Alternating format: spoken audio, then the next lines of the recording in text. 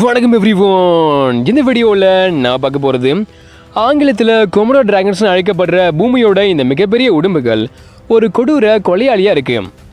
மனிதர்களோட இறைச்சியை திங்கிறதுக்கு கூட இதுங்க தாங்கிறது இல்லை. விலங்குலகத்தில் இல்லாத பல வித்தியாசமான திறமைகளை வச்சுக்கிட்டு சிறப்பாக வேட்டையாடி சிறப்பாக செயல்படுது. ஸோ இந்த வீடியோவில் இந்த மிகப்பெரிய உடம்புகளோட அடிப்படையான உண்மைகளை பார்த்துட்டு இனப்பெருக்க நடவடிக்கையை தெரிஞ்சுக்கிட்டு எப்படி வேட்டையாடுதுங்கிறத புரிஞ்சுக்கிட்டு என்னென்ன சாப்பிடுதுங்கிறத பார்த்துட்டு மனிதர்களால் இதுங்க சந்திக்கிற பிரச்சனைகளையும் இங்கே நம்ம பார்க்க போகிறோம். வாங்க பூமியோட மிகப்பெரிய உடம்புகளோட உலகத்துக்குள்ள போகலாம்.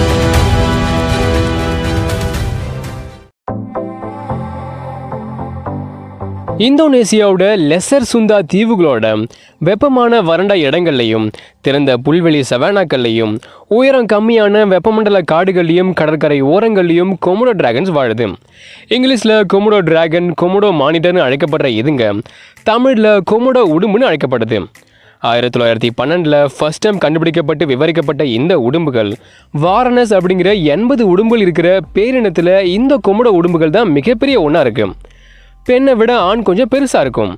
மேக்ஸிமம் 10 அடி நீளமும் பொதுவாக 80 கிலோ வெயிட்டும், வயிற்றில் செரிக்கப்படாமல் உணவு இருந்தால் 160 கிலோ வெயிட்டும் இருக்கும். இப்போதைக்கு பூமியில் வாழ்கிற மிகப்பெரிய பள்ளி இதுதான், உடம்பும் இதுதான். சைஸில் ஒரே மாதிரி இருக்கிறப்ப ஆணையும் பெண்ணையும் பெருசாக வித்தியாசப்படுத்த முடியாது. அது ரொம்ப கஷ்டமான ஒரு விஷயம். ஆராய்ச்சியாளர்கள் கூட டிஎன்ஏ டெஸ்ட் மூலமாக தான் எது பெண் எது ஆணுன்னு கண்டுபிடிக்கிறாங்க. நம்ம தான் கன்ஃபியூஸ் ஆகிறோன்னு பார்த்தா இந்த உடம்புகள் கூட தங்களில் யார் ஆண் யார் பெண்ணுன்னு கண்டுபிடிக்க கஷ்டப்படுது. அகலமான தட்டையான தலை, வட்டமான மூக்குகள், வளைந்த கால்கள், பெரிய அதிக தசைகள் நிறைஞ்ச உடல் நீளத்துக்கு நீளமான பெரிய வாளோடையும் காணப்படுது. அதிக வலிமையான இந்த வாளை ஒரு சாட்டை மாதிரி பயன்படுத்தி எதிரிகளையும் இரைகளையும் தாக்கும். வாளோட இந்த சாட்டை அடி ஒரு மானையை வீழ்த்தும்னு நம்பப்படுது. புதுசாக பிறக்கிற குஞ்சுகளுக்கும் இளம் கொமோடோ டிராகன்களுக்கும் தோல் மென்மையாக இருக்கும். ஆனால் வளர்ந்தா பிறகு உணவுக்காகவும் இனப்பெருக்க உரிமைக்காகவும் ஒன்று சண்டை போடும்போது உடம்பை பாதுகாக்க உடம்பு ஃபுல்லாக கவச செதிர்களால் ஆன ஒரு தோலை இது வச்சிருக்கு. இந்த தோலில் ஆஸ்டியோடெர்ம்ஸ்ங்கிற குட்டி குட்டி எலும்புகள் காணப்படுது. தலையில் இருக்க சில உறுப்புகளான கண், மூக்கு, வாயோட விளிம்பு, அப்புறம் ஒளியை உணரக்கூடிய 3வது கண்ணான பார்ட்டல் கண், இந்த உறுப்புகளை தவிர உடம்போட மற்ற எல்லா இடங்கள்லையும் இந்த கவசத்தோல் பொருத்தப்பட்டிருக்கு. மற்ற கொமோடோ டிராகன்ஸோட நெகத்தில் இருந்தும் பற்களில் இருந்தும் இந்த கவசத்தோல் தான் இதை பாதுகாக்குது. இந்த உடம்புகளுக்கு 5 சென்டிமீட்டர் நீளமான நகங்கள் இருக்கு. சண்டைக்கு மட்டும் இல்லாமல் தான் தூங்கிறதுக்காக 1-3 மீட்டர் அகலமான பழங்களை தோன்றதுக்கும் இந்த நகங்கள் பயன்படுது. இந்த மாதிரியான தொல்லைகளை தூங்கும்போது தான் உடம்புகள் தங்களோட உடல் வெப்பத்தை சேமித்து வச்சுக்கிட்டு பகலில் சன்பாத் எடுக்கிற நேரத்தை குறைச்சிக்கும். நம்மளை மாதிரி சிறப்பாக பார்க்கவோ கேட்கவோ இந்த உடம்புகளால் முடியாது. நம்மளால் 20,000 ஹெட்ஸ் வரையிலான ஒலிகளை கேட்க முடியும். ஆனால் கொமோடோ உடம்புகளால் 400-2000 ஹெட்ஸ் வரையிலான ஒலிகளை தான் கேட்க முடியும். அதே மாதிரி நம்மளால் 1 கிலோமீட்டருக்கும் அதிகமான தூரத்தில் இருக்க பொருளை தெளிவாக பார்க்க முடியும். ஆனால் கொமோடோ உடம்புகளால் 300 மீட்டர் தூரத்தில் இருக்க பொருளை தான் தெளிவாக பார்க்க முடியும். இந்த உடம்புகளோட கண்களில் 4 வகையான கூம்புசல்கள் இருக்கிறதால நம்மளை விட அதிகமாக புற ஊதா கலர் உட்பட நீலம், பச்சை, சிவப்பு போன்ற கலர்ஸையும் அந்த கலர்ஸோட பல காம்பினேஷனையும் பார்க்க முடியும். இப்படி நம்மளை விட கலர்ஸை சிறப்பாக பார்த்தாலும் அசையாமல் இருக்கிற பொருள்களை வேறுபடுத்தி பார்க்க முடியாது. ஒரு பொருள் அசைஞ்சாதான் அதை இதால் பார்க்க முடியும். அடுத்து நைட்லேயும் இதனோட கண் பார்வை ரொம்ப கம்மியாக இருக்குது. இப்படி கேட்கும் திறனும் கண் பார்வையும் கம்மியாக இருக்கிறதால தங்களோட இரைகளையும் இறந்து போன விலங்குகளையும் கண்டுபிடிக்க நாக்கால் வாசனையை ஸ்மெல் பண்ணுற திறனை தான் இதுங்க முழுசாக நம்பியிருக்கு.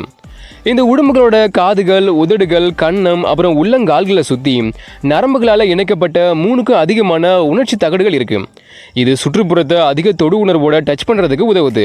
கொமோடோ டிராகன்ஸுக்கு வாய் முழுக்க 60 பற்கள் வரை இருக்கும். சுறாக்களுக்கு இருக்கிற மாதிரி ரம்ப மாதிரியான வடிவத்தில் இருக்கும்.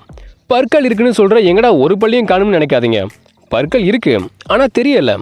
ஏன்னா பற்கள் வெறும் 2.5 சென்டிமீட்டர் நீளம் தான் இருக்கும். ஆனால் ஈறுகள் பற்களை தாண்டியும் வளர்ந்து தடிமனாக இருக்கிறதால பற்கள் வெளியே தெரியறதில்ல. ஆனால் கடிக்கும்போது பற்கள் மோசமான சேதத்தை உண்டாக்கும். கடிக்கும்போதும் சாப்பிடும்போதும் பற்கள் உடஞ்சி போனாலும் கவலை இல்லை. ஏன்னா 40 நாளுக்கு ஒரு தாட்டி புது பற்கள் முளைச்சிக்கிட்டே இருக்கும். ஒவ்வொரு பல்லுக்கு பின்னாடியும் அந்த பல்லை ரீப்ளேஸ் பண்ணுறதுக்கு 5 பற்கள் காத்துக்கிட்டே இருக்கும். ஸோ பல்லு உடஞ்சி போடுங்கிற கவலை இந்த உடம்புக்கு கிடையாது. அப்புறம் இதோட உமிழ்நீர் சிவப்பு கலரில் இருக்கும். ஆனால் உண்மையில் இதோட உமிழ்நீர் சிவப்பு கலரில் இருக்கிறது இல்லை. பற்களுக்கு மேலே வர ஈறுகள் வளர்ந்துருக்கிறதால கடிக்கும்போது அடிக்கடி ஈறுகள் கிழிஞ்சி போய் ரத்தம் வரும். இந்த ரத்தத்தோடு சேரும்போது உமிழ்நீரும் சிவப்பு கலரில் இருக்கும். கொமோடோ டிராகன்ஸ் குளிரத்த விலங்கா இருந்தாலும் பரிணாம வளர்ச்சியில் ஜீனில் ஏற்பட்ட எவல்யூஷன் மூலமாக பாலூட்டிகள் அளவுக்கு சுறுசுறுப்பாக இருக்க முடியுது. ஒரு நாளைக்கு 11 கிலோமீட்டர் தூரம் வரை நடக்க முடியும். இருந்தாலும் எப்பவுமே தன்னோட இடத்த விட்டு ரொம்ப தூரம் போகாது. நீளமான உடம்பும் வலிமையான கை கால்களும் நிலத்தில் சுறுசுறுப்பாக செயல்படுறதுக்கு மட்டும் இல்லாமல் சிறப்பாக நீந்தறதுக்கும் பயன்படுது. இந்த கொமோடோ உடம்புகள் பெஸ்ட் ஸ்விம்மர்ஸாக இருக்கு. எந்த அளவுக்குனா ஒரு தீவுலேருந்து இன்னொரு தீவுக்கு பல கிலோமீட்டர் தூரம் வரை நீச்சல் அடிக்குது. இதனால தான் ஒரு காலத்தில் ஆஸ்திரேலிய கண்டத்தில் வாழ்ந்த இந்த உடம்புகள் இப்போ இந்தோனேசிய தீவுகளையும் காணப்படுது. அடுத்து பகலில் இதுங்க ரொம்ப ஆக்டிவாக இருக்கும். ஒரு சில நேரம் நைட்லேயும் ஆக்டிவாக செயல்படுது. பாக்டீரியாக்களையும் பூஞ்சைகளையும் எதிர்க்கக்கூடிய ஆன்டிபாடிஸ் இதுங்களோட ரத்தத்தில் காணப்படுறதால தொற்று ஏற்படாத காயங்கள் சீக்கிரமே சரியாகிடுது. ஜூக்கள் மாதிரியான பாதுகாக்கப்பட்ட இடங்களில் தங்களை ஒரு புத்திசாலியாக இதுங்க காட்டிக்குது. எப்படின்னா தான் பார்க்குற ஒவ்வொரு நபரையும் இது ஞாபகம் வச்சுக்குது. யார் பழக்கமானவங்க யார் பழக்கம் இல்லாதவங்கன்னு பாகுபாடு காட்ட தெரியுது. அப்புறம் மண்வெட்டிகள், கேன்கள், பிளாஸ்டிக் மோதிரங்கள், செருப்புகள் போன்ற பொருள்களோட ஜாலியாக விளையாட செய்யுது. இது அதோட விளையாட்டு ஆர்வத்தை வெளிப்படுத்துது. ஆனால் விலங்கியல் பூங்காக்களுக்கு ரேராக தான் இதுங்க கொண்டு வரப்படுது. ஏன் அப்படின்னா காட்டிலிருந்து ஜூக்களுக்கு இதுங்களை கொண்டு வந்தால் அவ்வளோ சீக்கிரம் இனச்சேர்க்கை ஈடுபடாது. அப்புறம் இன்னொரு முக்கியமான காரணம் விலங்கியல் பூங்காக்களுக்கு கொண்டு வரப்படுற கொமோடோ டிராகன்ஸ் ஆனது தொற்று நோய்க்கும் ஒட்டுண்ணி நோய்களுக்கும் ஆளாகி சீக்கிரமே இறந்துடுது. இதனால தான் ஜூக்களில் வாழ்கிற கொமோடோ டிராகன்ஸோட சராசரி ஆயுட்காலம் 9 வருஷமாக இருக்குது. ஆனால் காடுகளில் இந்த உடம்புகள் சராசரியாக 30லேருந்து 35 வருஷம் வரை வாழுது. இந்த காரணத்தால் தான் ஜூக்களில் அதிகமாக இதுங்களை பார்க்க முடியாது. கொமோடோ டிராகன்ஸ் எப்பவுமே தனிமையில் வாழ்கிற ஒரு உடம்புகள். ஆனால் விதிவிலக்கா இனச்சேர்க்கையின் போதும் வேட்டையாடும் போதும் சாப்பிடும் போதும் ஜோடியாவோ இல்லை ஒரு சின்ன கூட்டமாகவோ இருக்கிறத பார்க்கலாம். கொமோடோ டிராகன்ஸ் ஒரே இடத்துல ஒன்றுக்கும் மேற்பட்ட எண்ணிக்கையில் இருக்குன்னா அங்கே கண்டிப்பாக சண்டை நடக்க நிறைய வாய்ப்புகள் இருக்கும். மோஸ்ட்லி நடக்கிற சண்டை உணவுக்காக இருந்தாலும் வருஷத்தோட இனச்சேர்க்கை காலமான மேலேருந்து ஆகஸ்ட் மாதத்துக்கு இடையில 2 உடம்புக்கு இடையில சண்டை நடந்துச்சுன்னா அது பிரதேசத்துக்காகவும் பெண்கள் கூட இணைசேர்ற உரிமைக்காகவும் தான் இருக்கும். மல்யுத்தம் ஸ்டைலில் சண்டைகள் நடக்கும். சண்டைக்கு முன்னாடி ஆண்கள் வாந்தி எடுக்கவும் மலம் கழிக்கவும் செய்யும். தான் 2 பின்னங்கால தரையில் பதிச்சு வாழை ஒரு 3வது கால் மாதிரி பேலன்ஸுக்கு பயன்படுத்தி செங்குத்தா நின்று எதிரியை தோளோட தோல் தள்ளி கடிச்சு பலப்பரிச்சு நடத்தும். கடைசியாக எந்த உடம்பு இன்னொன்று தரையில் தள்ளி அது மேலே படுக்குதோ அதுதான் வெற்றியாளர். தரையில் தள்ளப்பட்டது தோல்வியை சந்திக்கும். இந்த சண்டைகளில் எந்த உடம்பு ரொம்ப பெருசாகவும் ஆக்ரோஷமாகவும் இருக்கும் அதுதான் ஜெயிக்கும். ஜெயிச்சது தனக்கான பெண் கூட இணை சேரும். தோத்தது விரட்டப்படலாம், இல்லை ஜெயிச்ச உடம்பால் கொல்லப்பட்டு சாப்பிடப்படவும் செய்யலாம். உடம்புகள்லேயே ரொம்ப வித்தியாசமாக ஒரு தார மனம் கொண்டது இந்த கொமோடோ உடம்புகள் தான். அதாவது வாழ்நாள் முழுசும் ஒரே ஜோடி கூட தான் வாழும். சொந்த குடும்பத்துக்குள்ளேயே இணை சேர்றதை தடுக்கிறதுக்காக ரொம்ப தூரத்துலேருந்து வர்ற ஆணையும் சண்டையில் ஜெயிச்ச ஆணையும் தான் ஒரு பெண் தான் ஜோடியாக செலக்ட் பண்ணும். வருஷத்துக்கு ஒரு தாட்டி மே மாதத்துலேருந்து ஆகஸ்ட் மாதத்துக்கு இடையில தான் பெண் இணை சேர தயாராக இருக்கும். பெண் கழிக்கிற மலத்தில் இருக்க வாசனை மூலமாகவும் தான் நாக்கால பெண்ணை நக்கிறது மூலமாகவும் அது இணை சேர தயாராக இருக்குங்கிறத ஆண் தெரிஞ்சுக்கும். பெண் இணை சேர தயாராக இருக்குங்கிறத தெரிஞ்சுக்கிட்டாலும் அது கூட இணை சேர்றது ஒரு பெரும்பாடு தான். ஏன்னா இணை சேர்க்கைக்கு முன்னாடி பெண் ரொம்ப ஆக்ரோஷமாக இருக்கும். நெகத்தாலையும் பற்களாலையும் ஆணை கோபத்தோடு எதிர்க்கும். அதையெல்லாம் சமாளித்து பெண்ணை கட்டுப்படுத்தினாதான் ஆணால் அது கூட இணை சேர முடியும். பெண்ணை கட்டுப்படுத்தியாச்சுன்னா ஆண் பெண் மேலே ஏறி ஆண் தன்னோட ஹெமி பீனிஸை பெண்ணோட குளோகாவில் இன்சர்ட் பண்ணுறது மூலமாக இணை சேர்க்க முடியுது. இந்த செயல்முறையில் ஆண் தன்னோட கன்னத்தை பெண்ணோட உடம்புல தேய்க்கிறது, நாக்கால உடம்பை நக்கிறது, நெகத்தால் கீறுறது மாதிரியான செயல்களை செய்யும். இனச்சேர்க்கை முடிஞ்சிடுச்சுன்னா ஆகஸ்ட்லேருந்து செப்டம்பர் மாதத்தில் பெண் முட்டைகளை போட ஆரம்பிக்கும். 60% உடம்புகள் ஸ்க்ரப் பவுல்ங்கிற இந்த பறவையோட நிலத்தில் இருக்க கூடுகளில் முட்டைகளை எடுது. 20% உடம்புகள் தரையிலையும் இன்னும் 20% உடம்புகள் மலைப்பாங்கான நிலத்திலையும் தானாகவே கூடுகளை அமைச்சு முட்டைகளை போடுது. ரொம்ப ரேராக ஒரே கூட்டை 2 பெண் உடம்புகள் ஷேர் பண்ணிக்கும். ஒரு பெண் தான் கூட்டில் 20லிருந்து 30 முட்டைகள் வரை போடும். அதை 7லிருந்து 8 மாதம் வரை பாதுகாத்து கடைசியாக குஞ்சுகளை பொறிக்கும். முட்டையில் இருக்க குஞ்சுகள் தான் மூக்கோட நுனியில் இருக்க ஒரு குட்டி பல்லை பயன்படுத்தி முட்டையை உடச்சிக்கிட்டு வெளியே வரும். அப்புறம் சீக்கிரமே அந்த குட்டி பல்லும் கீழே விழுந்துடும். முட்டையிலிருந்து குஞ்சுகள் வெளியே வரும்போது உடம்பு பச்சை நிறத்துலையும் அதுக்கு மேலே மஞ்சள் அப்புறம் கருப்பு நிறத்தில் பட்டைகளும் இருக்கும். முட்டைகளை பாதுகாக்கிறது மட்டும்தான் பேரண்ட்ஸோட வேலை. முட்டையிலிருந்து குஞ்சுகள் வெளியே வந்துடுச்சுன்னா குஞ்சுகள் தங்களை தாங்களே காப்பாற்றிக்கணும். பேரண்ட்ஸால் எந்த பாதுகாப்பும் கிடைக்காது. ஏன் பேரண்ட்ஸ் கிட்ட இருந்தே பாதுகாப்பு கிடைக்காது. பசியோடு இருக்கிற பெற்றோர் தங்களோட சொந்த குஞ்சுகளையே சாப்பிட நிறைய வாய்ப்புகள் இருக்குது. பேரண்ட்ஸே இப்படின்னா மற்ற பெரிய உடம்புகளை சொல்லவா வேணும். குஞ்சுகள் எப்போ வசமாக சிக்கும் அதை சாப்பிடலான்னு காத்துக்கிட்டே இருக்கும். அதனால் பிறந்த உடனே குஞ்சுகள் தங்களோட உள்ளுணர்வுபடி செயல்பட்டு பெரிய உடும்புகளிலிருந்து தங்களை பாதுகாத்துக்க மரத்தில் ஏறிடும். மரத்தில் ஏறதுக்காகவே நீளமான நகங்களை வச்சிருக்கு. பெரிய உடும்புகளுக்கும் நகங்கள் இருந்தாலும் அதிக எடை காரணமாக மரத்தில் அதுங்களால ஏற முடியாது. அப்போது பிறந்த குஞ்சுகளுக்கு மரம் தான் ஒரு பெரிய பாதுகாப்பு. இந்த குஞ்சுகள் பொறிக்கிற ஏப்ரல் மாதத்தில் பூச்சிகளோட எண்ணிக்கை அதிகமாக இருக்குது. ஸோ மரத்தில் இருந்துக்கிட்டே பூச்சிகளையும் பறவைகளோட முட்டைகளையும் குட்டி பள்ளிகளையும் சாப்பிட்டுட்டு முதல் 3-4 வருஷம் வரை மரத்திலே தான் இதுங்க வாழும். இந்த இடைப்பட்ட காலத்தில் இறைவிலங்கு சாப்பிட்றதுக்காக மரத்தில் இருந்து கீழே இறங்கினா கூட பெரிய உடும்புகளுக்கு தங்களோட வாசனை போகாமல் இருக்கிறதுக்காக மலத்திலையும் இறந்து போன விலங்கோட குடல்களையும் படுத்து புரண்டு ஓய்வெடுத்து தங்களோட வாசனையை ரிமூவ் பண்ணிடும். அந்த அளவுக்கு பெரிய உடும்புகளை பார்த்தா பயம். ஏன்னா பெரிய உடும்புகளோட உணவு பட்டியலில் 10% இளம் உடும்புகள் காணப்படுது. அப்போ பயம் இருக்கத்தானே செய்யும். இளம் உடும்புகளுக்கு 4 வயசாகும்போது அதுங்க கிட்டத்தட்ட 4 அடி வளர்ந்துருக்கும். இது பெரிய உடும்புகளிலிருந்து தப்பிக்கிறதுக்கும் தங்களை பாதுகாத்துக்கிறதுக்கும் போதுமான அளவு. அப்புறம் 8-9 வயசில் முழுசாக முதிர்ச்சி அடைஞ்சு பயம் இல்லாமல் சுற்றி வரும். ஆண்களும் பெண்களும் இனச்சேர்க்கையிலும் ஈடுபடும். இதுதான் இந்த உடும்புகளோட ஒரு லைஃப் சைக்கிள். அடுத்து இந்த கொமோடோ டிராகன்ஸோட இனச்சேர்க்கையில் இன்னொரு ஆச்சரியமான விஷயம் என்னென்னா, பார்த்தினோஜெனிசிஸ் அப்படிங்கிற செயல்முறையில் பாலின மற்ற முறையில் ஒரு பெண் கொமோடோ உடும்பால் இனப்பெருக்கம் செய்ய முடியும். அதாவது ஒரு பெண் ஆணோட துணையே இல்லாமல் கருத்தரிச்சு முட்டைகளை போட முடியும்.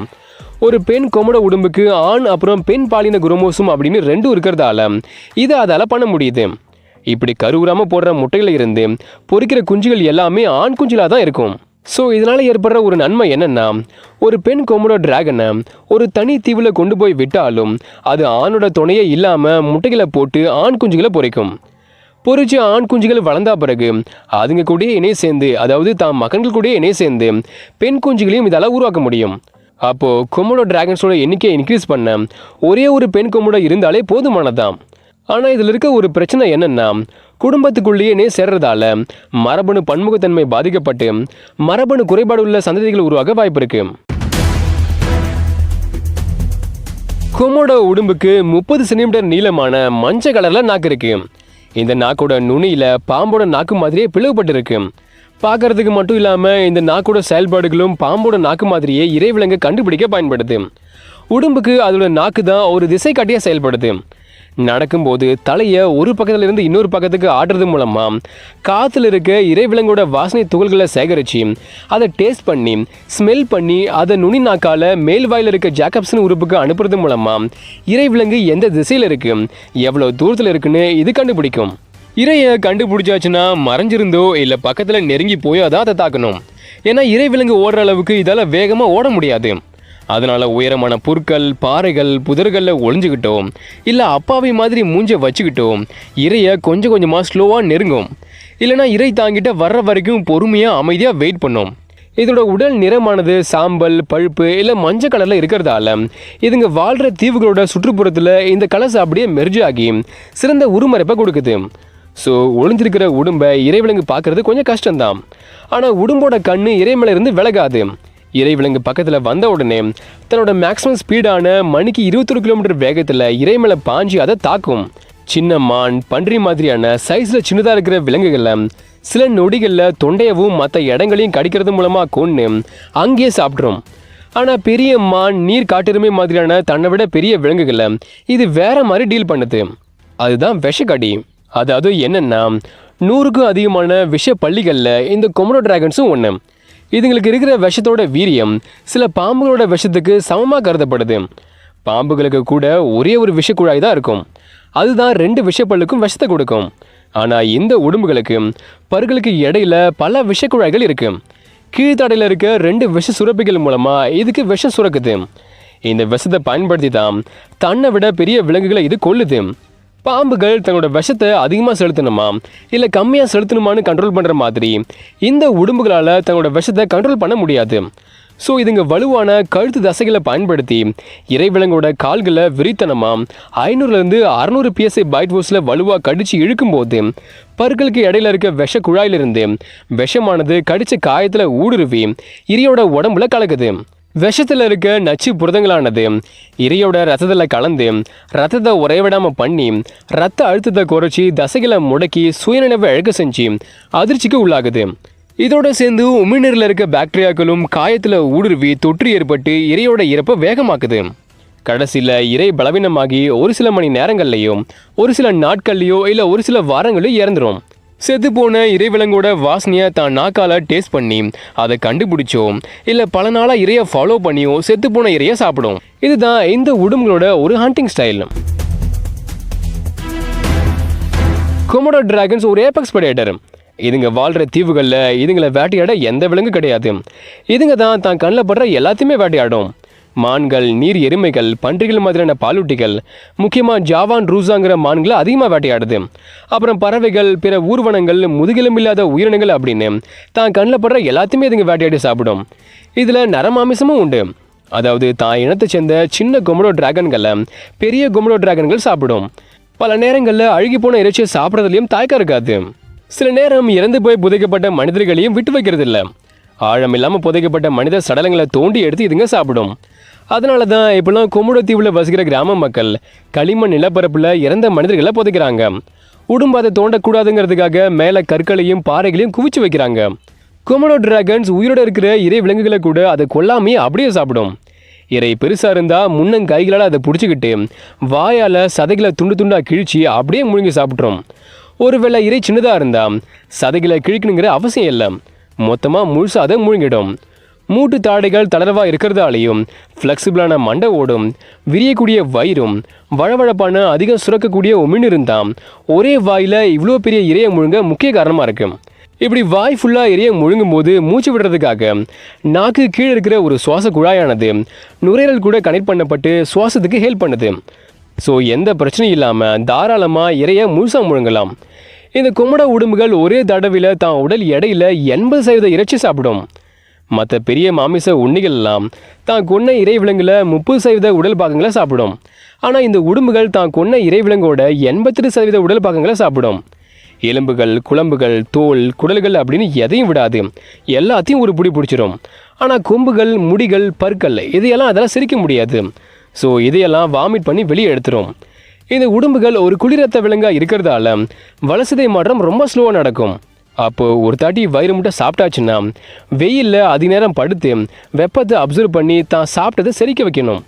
அப்படி இல்லாமல் சாப்பிட்ட சாப்பாடு செரிக்காமல் வயிற்றில் அப்படியே இருந்தால் அதுவே விஷமாக மாறி இதுக்கு யமனா மாறும் வாய்ப்பு இருக்குது. ஸோ சாப்பிட்டா பிறகு சன்பாத் எடுக்கிறது இதுக்கு ரொம்ப முக்கியம். இப்படி வளர்சிதை மாற்றம் ஸ்லோவாக இருக்கிறதால மாதத்துக்கு ஒரு பெரிய விலங்கை வேட்டையாடினாவே இதுக்கு போதுமானது தான். அப்போ வருஷத்துக்கு 12 தாட்டி மட்டுமே சாப்பிட்டு இதால் உயிர் வாழ முடியும்.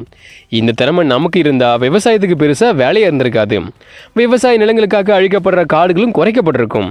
சாப்பிட்டாச்சுன்னா நம்ம எப்படி வாயை சுத்தப்படுத்துகிறோமோ அதே மாதிரி இதுங்களும் பக்கத்தில் இருக்க மரங்கள், புதர்கள், இலைகளில் தங்களோட வாயை தேய்க்கிறது மூலமாக வாயை சுத்தப்படுத்தும்.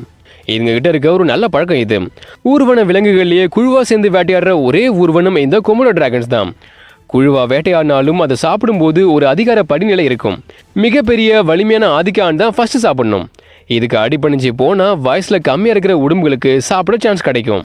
ஆனால் வயசில் ரொம்ப கம்மியான இளம் உடம்புகளுக்கு பெரிய உடம்புகள் கூட சேர்ந்து சாப்பிட சான்ஸ் கிடைக்காது. விரட்டப்படலாம், இல்லை அதுங்க கூட பெரிய உடம்புகளுக்கு உணவாக மாறலாம். ஏன்னா இங்கே நரமாமிசம் சாப்பிட இதுங்க தாய்ங்கிறது இல்லை. சாப்பிடும்போது ஒரே வலிமையோடு இருக்கிற 2 கொமோடோ டிராகன்ஸ் மீட் பண்ணிச்சுன்னா மல்யுத்த சண்டையில் ஈடுபட்டு யார் இங்கே பாஸுங்கிறத முடிவு பண்ணோம். தோத்தது அங்கேருந்து விரட்டப்படலாம், இல்லை ஜெயிச்சதுக்கு உணவாக மாறலாம். இந்த உடம்புகள் கொஞ்சம் வித்தியாசமாக தண்ணி குடிக்கும். எப்படின்னா ஃபஸ்ட்டு தண்ணியை வாயால் உறிஞ்சிடும், அப்புறம் தலையை உயர்த்தி தொண்டையால் தண்ணியை குடிக்கும். இதெல்லாம் தான் கொமோடோ டிராகன்ஸோட சாப்பாட்டு முறைகள். ஆரம்பகால பிளியோசின் காலகட்டத்தில் இருந்து மத்திய பிளீஸ்டோசின் காலகட்டம் வரைக்கும், அதாவது 38 லட்சம் ஆண்டுகளுக்கு முன்னாடியிலிருந்து 3 லட்சம் ஆண்டுகளுக்கு இடைப்பட்ட காலத்தில் கொமோடோ டிராகன்ஸ் ஆஸ்திரேலியாவில் மட்டும்தான் காணப்பட்டது. இதை விட மிகப்பெரிய உடும்பான மெகலானியா உடும்போட இதுங்க சேர்ந்து வாழ்ந்தது. ஆனால் இப்போ இதுங்க மட்டும்தான் உயிரோட இருக்கு. மெகலானியா அழிஞ்சிடுச்சு. ஆஸ்திரேலியாவில் வாழ்ந்த கொமோடோ டிராகன்ஸ் 14 லட்சம் வருஷத்துக்கு முன்னாடி இந்தோனேசியாவோட ஃப்ளோரஸ் தீவுக்கு வந்து சேர்ந்தது. ஆனால் கிட்டத்தட்ட 3 லட்சம் வருஷத்துக்கு முன்னாடியிலிருந்து 50,000 ஆண்டுகளுக்கு இடைப்பட்ட காலத்தில் ஆஸ்திரேலியாவில் வாழ்ந்த மொத்த கொமோடோ டிராகன்ஸும் அழிஞ்சிடுச்சு. இதுங்க அழிஞ்சு போன காலகட்டமும் ஆரம்ப கால மனிதர்கள் ஆஸ்திரேலிய கண்டத்துக்கு வருகை தந்த காலகட்டமும் ஒன்றா இருக்கிறதால மனிதர்களால் தான் ஆஸ்திரேலிய கண்டத்தில் இருந்த இதுங்க மொத்தமாக அழிக்கப்பட்டதான் நம்பப்படுது. இப்போ இந்தோனேசியாவோட லெசர் சுந்தா தீவுகளான கொமோடோ, ரிங்கா, ப்ளோரஸ், கிளி தசாமி, கிளி மோட்டாங், பதார் போன்ற தீவுகளில் வெறும் 3000 உடும்புகள் தான் வாழ்ந்துகிட்டு இருக்கு. தீவுகளில் மட்டுமே வாழ்றதால இதுவே இதனுடைய எண்ணிக்கையை குறைக்கிறதுல முக்கிய காரணமாக இருக்கு. தீவுகளில் எரிமலை வெடிப்புகள், பூகம்பங்கள், காட்டுத்தீ போன்ற இயற்கை பேரிடர்கள் ஏற்பட்டு எண்ணிக்கையை குறைக்குது. தீவுகளில் இந்த உடும்புகள் உயரமான இடங்களில் வசிக்காம தாழ்வான நிலப்பரப்புலையும் கடலோர பகுதிகளையும் அதிகமாக வசிக்குது. ஸோ காலநிலை மாற்றத்தால் உலகத்தோட சராசரி வெப்பநிலை அதிகரித்து பனிக்கட்டிகள் உருகும் போது கடல் மட்டம் உயருது. இந்த கடல் மட்ட உயர்வு தீவுகளில் வசிக்கிற உடும்புகளோட வாழ்விடத்தை குறைக்குது.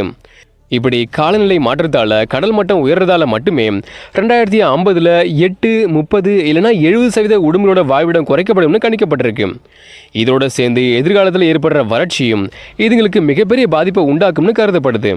சரி, இப்படி இயற்கை தான் இதனோட எண்ணிக்கை குறைக்கிறதுல தீவிரமாக இருக்குன்னா, இன்னொரு பக்கம் மனிதர்களும் சும்மா இருக்கிறது இல்லை. இதனோட எண்ணிக்கையை குறைக்கிறதுல மனிதர்களுக்கும் முக்கிய ரோல் இருக்கு. இந்த உடும்புகள் மனிதர்களை தாக்குறது அப்படிங்கிறது ரொம்ப ரேரான விஷயம். மோஸ்ட்லி தற்காப்புக்கு மட்டும்தான் சில நேரம் இது மனிதர்களை தாக்குது. இளம் கொமோடோ டிராகன்ஸ் கூச்சி சுபாவம் கொண்டது. தன்னை நோக்கி 100 மீட்டருக்குள்ள மனிதர்கள் நெருங்கி வந்தால் ஓடி ஒளிஞ்சிக்கும். அதே மாதிரி தான் வளர்ந்த கொமோடோ டிராகன்களும் குறிப்பிட்ட தூரத்துக்குள்ள மனிதர்கள் தன்னை நெருங்கி வந்தால் பின் வாங்கிடும். ஆனால் தப்பிக்க முடியாதபடி அதை நீங்கள் லாக் பண்ணிங்கன்னா தற்காப்புக்காக தான் வாழை ஆட்டிக்கிட்டே வாயை பொழந்து ஆக்ரோஷமாக நம்மளை நோக்கி சீரும். இந்த எச்சரிக்கையும் மீறி டிஸ்டர்ப் பண்ணாதான் மனிதர்களை இது கடிக்க செய்யுது. சில நேரம் எந்த தொந்தரவும் செய்யலினாலும் நார்மலாக இருக்க உடம்பு திடீர்னு ஆக்ரோஷமாக மாறி கடிக்குது. இது ஒரு தற்காப்புக்காகவோ இல்லை ஒரு மிஸ் அண்டர்ஸ்டாண்டிங்லையும் நடக்குது. இதுவும் கூட ரொம்ப ரேர் தான். மனிதர்களை இது தாக்க விரும்புகிறதே இல்லை. அதனால தான் 1974க்கும் 2012க்குமான இந்த 38 வருஷ கேப்பில் வெறும் 24 தாக்குதல்கள் தான் இதுங்களால ஏற்பட்டிருக்கு. அந்த அளவுக்கு இதுங்க மனிதர்கள்கிட்ட சாஃப்டாக நடந்துக்குது. ஆனால் நாம தான் இதுங்கக்கிட்ட ரொம்ப ஆசையாக நடந்துக்கிறோம். மக்கள் விவசாயம் மாதிரியான மற்ற பயன்பாடுகளுக்கு இதுங்க வாழ்கிற வாழ்விடமான காட்டை அழிக்கிறாங்க.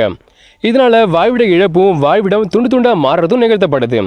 காடுகளில் கால்நடைகளை மேய்க்கும் போது உடும்புகள் கால்நடைகளை தாக்க பதிலுக்கு பழி வாங்குற விதமாக விவசாயிங்க உடும்புல தாக்க செய்கிறாங்க. இந்த மாதிரியான மனித வனவிலங்கு மோதல்னால உடும்புகள் கொல்லப்படுது. அடுத்து கொடூர எண்ணெய் கொண்ட பேராசை பிடிச்ச சில மனிதர்களால் உயிரோடையோ இல்லை கொல்லப்பட்டோ சட்டவிரோதமாக கடத்தப்படுது. இந்த மாதிரி உடும்புகள் மட்டும் வேட்டையாடப்படாமல் அது சாப்பிட்ற இறை விலங்குகளும் வேட்டையாடப்படுறதால உணவு கிடைக்காம உடும்புகள் இறந்து போக்கவும் செய்யுது. இந்த மாதிரியான செயல்பாட்டுனால ஃப்ளோரஸ், பதார், நுசாகோட், கிளி மோட்டாங் மாதிரியான சின்ன தீவுகளில் இந்த உடும்புகளோட எண்ணிக்கை குறைக்கப்படுது. 2013 காடுகளில் இருந்த கொமோடோ டிராகன்ஸோட எண்ணிக்கை 3222ஆகவும், 2014 3092ஆகவும், 2015 3014ஆகவும் குறைஞ்சிடுச்சு. அதனால தான் இயற்கையை பாதுகாக்கிறதுக்கான சர்வதேச அமைப்பான IUCN-ஓட அழிஞ்சிக்கிட்டு வரக்கூடிய உயிரினங்களோட பட்டியலான ரெட் லிஸ்ட்டில் இதை சேர்த்துருக்கு. இப்படியே போனால் இந்த தனித்துவமான உயிரினங்களை காப்பாற்றவே முடியாதுன்னு தெரிஞ்சுக்கிட்ட இந்தோனேசிய அரசாங்கமானது சில சட்டங்களை ஏற்று இதை பாதுகாக்குது. 1980 கொமோடோ, ரிங்கா, பதார் ஆகிய 3 தீவுகளை ஒன்றா சேர்த்து கொமோடோ தேசிய பூங்காவை அரசாங்கம் நிரூபிச்சு. 5ல் 4 கொமோடோ டிராகன்ஸ் இங்கே மட்டுமே காணப்படுது. இந்த பூங்காவில் இருக்க கொமோடோ டிராகன்ஸை பாதுகாக்க காவலாளிங்க எப்பவுமே ரோந்து பணியில் ஈடுபடுவாங்க. அதனால இங்கே இருக்கிற உடம்புகளுக்கு அதிக பாதுகாப்பு இருக்கு. ப்ளோரஸ் தீவுலையும் வேவுல் அப்புறம் வோலா டாடான்னு 2 ரிசர்வ்ஸ் திறக்கப்பட்டு கொமோடோ டிராகன்ஸ் பாதுகாக்கப்படுது. அழிஞ்சிக்கிட்டு வரக்கூடிய உயிரினங்களை பாதுகாக்கிறதுக்கான சர்வதேச சிட்ஸ் ஒப்பந்தம் மூலமாக கொமோடோ டிராகன்ஸோட தோள்களையும் உடம்புகளையும் சர்வதேச அளவில் விற்கிறது தடை பண்ணப்பட்டிருக்கு. இவ்வளோ பாதுகாப்புகளை பண்ணியும் கூட இப்போவும் கூட உடம்புகளை சட்டவிரோதமாக விற்கிறதுக்கான முயற்சிகள் நடந்துக்கிட்டு தான் இருக்குது. ரீசெண்டாக 2019 கூட 41 இளம் கொமோடோ டிராகன்ஸை சட்டவிரோதமாக கடத்துறதுக்கான முயற்சி நடந்தது. நல்ல வேளையாக இந்தோனேசிய போலீஸால் அது தடுத்து நிறுத்தப்பட்டது. ஸோ மனிதனாக பார்த்து தன்னை திருத்திக்கிட்டு இதுங்களை வேட்டையாடாமையும் வாழ்விடத்தை குறைக்காமையும் காலநிலை மாற்றத்தை சரி பண்ணுறதுக்கான முயற்சிகளையும் எடுத்தாதான் இந்த அரிய உயிரினங்களை நம்மளால் பாதுகாக்க முடியும். ஓகே, இதோட இந்த வீடியோவை முடிக்கிறது நான் உங்கள் ராமக்கண்ணன். இந்த வீடியோ பிடிச்சி லைக் பண்ணுங்கள், ஷேர் பண்ணுங்கள். இந்த மிகப்பெரிய உடம்புகளை பற்றியும் இந்த வீடியோவை பற்றியும் உங்களோட கருத்துக்கள் என்ன அப்படின்னு கமெண்ட் பண்ணுங்கள். மறக்காம பயோச்சனுக்கு சப்ஸ்கிரைப் பண்ணுங்கள். நெக்ஸ்ட் வீடியோவில் மீட் பண்ணலாம். தேங்க்யூ.